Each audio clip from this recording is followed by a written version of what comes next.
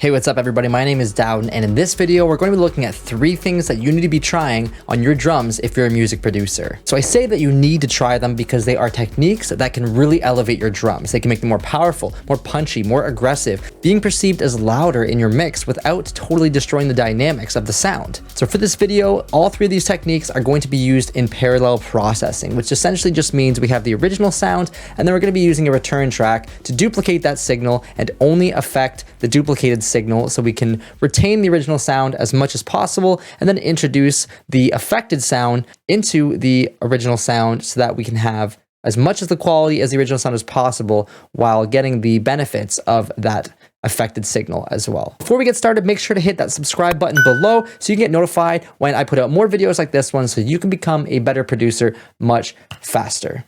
Okay, so we're gonna dive into it. All 3 of these processes are going to be the parallel processing. So we're gonna have a return track here. I'm just gonna rename this to processing.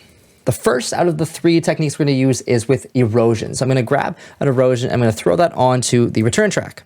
So now I have this return track with erosion in here, and let's take a listen to the drum loop with nothing being sent to that return track yet. So this is just the original signal without the erosion on.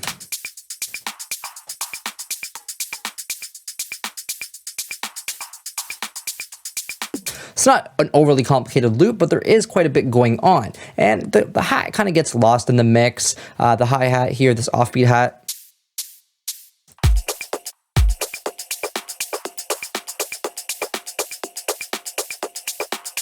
It doesn't have as much punch as we want, so I want it to come through the mix a little bit stronger, but I like the volume that it's at, or maybe I don't have enough headroom.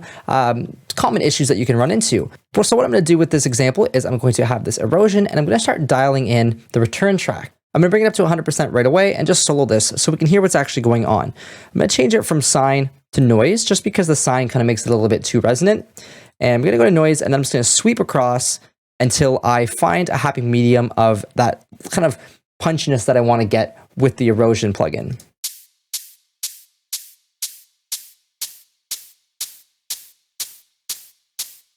So with it turned off,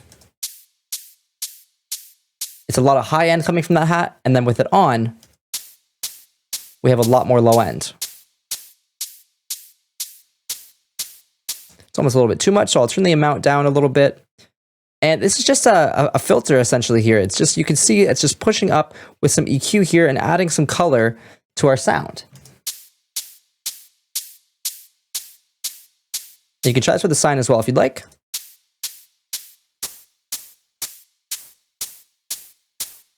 But I prefer the noise. And there we go. And that actually sounds quite a bit better. So I'm going to just dial back the return track here and just dial into taste. So I have this original hi-hat being unaffected, and then I have this return track with the processing on it, and then dialing in that volume to where I find appropriate. It'll be pretty close to 0. Cool, so let's listen in the context of the mix with this hi-hat. Really try to pay attention to the difference that the hi-hat is going to have when I turn off and on this processing right here. Put it all the way to 100%.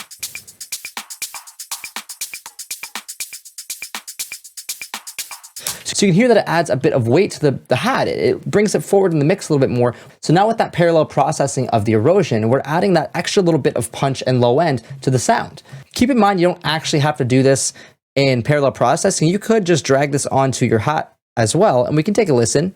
But you can hear that it totally encompasses that whole sound, and we can turn the amount down a little bit, try to compensate for that. And it still sounds pretty good. So you can definitely try out both, but I prefer to have it in parallel so that I don't totally change the sound of my original drums. I have more control over it that way.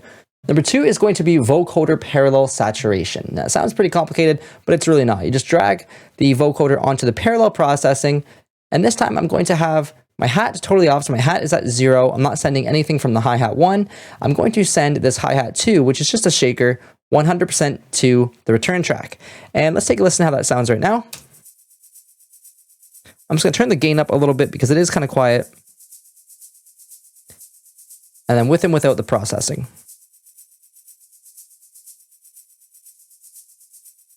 So you can hear it adds a lot of depth. It's adding a little bit of high end to the shakers. It's adding a lot of color to the shakers and making it sound more interesting. So it's adding quite a bit of color. I'm going to turn it down a little bit because we don't need that much. But it's bringing a little bit of weight to that shaker. Changing it quite a bit. So I'll turn this down just a little bit.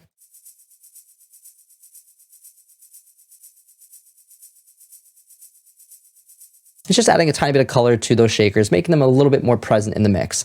And let's go to the other shakers. These ones are a little bit louder. These shakers here are kind of just like a little bit of fluff to the side of the speakers. And these shakers here are going to be a lot more present. I'm going to do the same thing. I'm going to bring in the vocoder.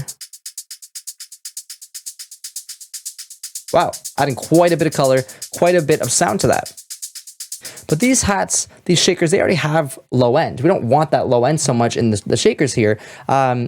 So what we can do is actually change the bands inside of our vocoder. So I'm going to just filter up like that, slope it up. So we're only going to be dealing with the high end of the hi-hats inside of our vocoder. So let's listen to how it sounds as I do this.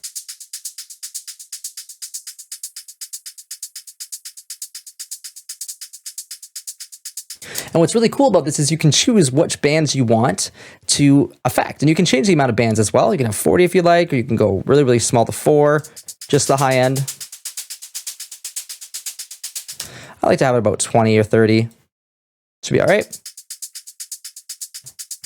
And we can do a little bit more low end, so it's a little bit more obvious. And one last thing with the vocoder is you can change the depth as well. So if you bring this down a little bit, it's going to sound even more aggressive.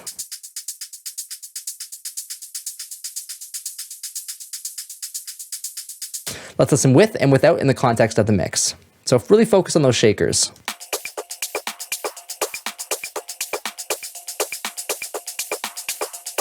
It's quite obvious there. I'm going to turn it down a little bit. I'm going to turn down the volume of my return track.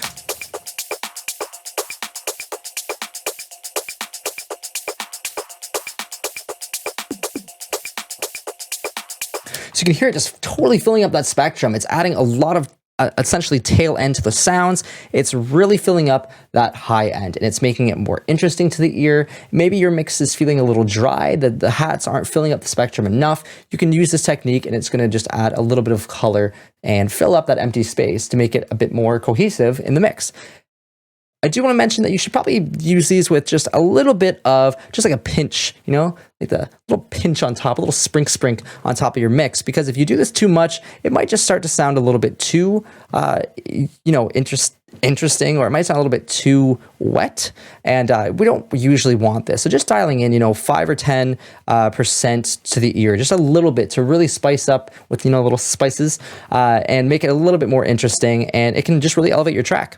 And okay, we're gonna move on to the third and final technique, and that is going to be just simply parallel compression. So parallel compression is, again, using that second signal, the duplicated signal, bringing it in to the original signal, but this time with compression. So you're retaining the dynamics of the original sound, but you're getting the really, really crunchy bits, all the really quiet parts of that signal that you're compressing and introducing that to the original sound. And this is used in a lot of genres. It's used in more aggressive genres. It's used in less aggressive genres, more so in the aggressive genres, dubstep, drum and bass, techno. It can really, really bring your drums to life. So I'm just gonna grab a compressor, throw that on instead of my vocoder, and we're going to just absolutely demolish the entire mix. So we're not just going to do 1 or 2 drums here. We're going to do the entire bus. So I'm going to just grab this drum bus here with everything in it and just boost that all the way to my parallel processing return track.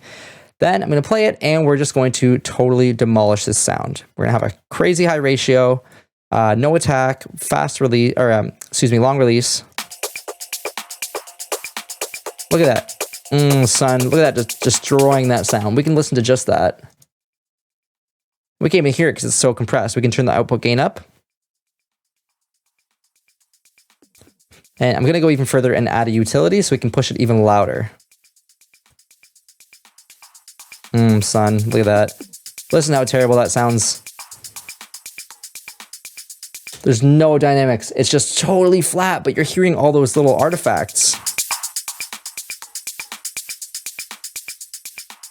Crunchy, and we're going to introduce that into our original sound. So I'm going to turn my drum bus back on and just slowly introduce the parallel compression.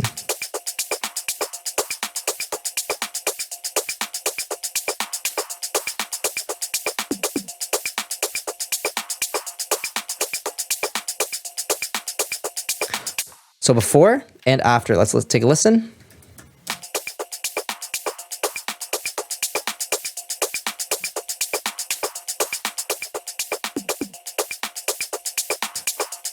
So it's perceived as louder. It sounds louder. It feels louder to our ears. And that's what we want to gain out of this. We want this to sound a little bit more aggressive, just a touch, so that it feels louder and more present without destroying the mix. We can check to see how much louder it is by using a U-Lean loudness meter. This is a meter I'm going to throw in my master, and let's take a listen. This is without. We're hitting about negative 20 loudness units full scale, negative 19.7. And then when we turn this on, we're hitting negative 18.3. So we're getting a little bit more than one whole loudest unit full scale. It's sounding a little bit louder. It's perceived as louder. And that is what we want to be gaining out of these parallel processing techniques. All right, and there it is. 3 processing techniques that I think every producer needs to know. These are techniques that you don't just really think about doing until you kind of stumble upon them or learn them from somebody else. So I really hope you get to use these in your own tracks. I don't really think it matters what genre you produce. These can be used in so many different styles and so many different genres. They can just help elevate your track. If you're new to the channel, make sure to subscribe. And if you like this video, make sure to give me a thumbs up. And don't forget to check the description below. There's tons of free stuff in there as well as sample packs, checklists, and more.